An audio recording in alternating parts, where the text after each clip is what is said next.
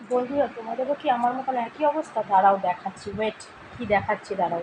তোমাদের বললাম না কি দেখাবো, এই হচ্ছে আমার আলমারির অবস্থা। একটা টানতে গেলে 10টা বেরিয়ে আসে। এই হচ্ছে মেয়ের জামা কাপড়ের অবস্থা। এইখানে আমার কিছু শাড়ি রয়েছে, এইটা আমার সেকশন, এই নিচেরটা, তার নিচেরটা আছে বরের, আর এইখানে বেডশিট, কিছু শীতের ড্রেস ট্রেস রয়েছে। এই হচ্ছে আলমারির অবস্থা। সত্যি বলছি, আমি মাঝে মাঝে ভাবি এইরকম আমার সাথে কেন হয়। যতবার জামা কাপড় গুছিয়ে রাখি, যখনই জামা কাপড় গুছিয়ে রাখি, তখনই কেন এরকম হয়ে যায় বুঝতে পারি না। একটা টানতে যাব 10টা এসে পড়বে। আচ্ছা, এরকম কি সবাই একই রকম হয় গো? তোমাদেরও কি এরকম ঘটে? একটু আমাকে বলো তো।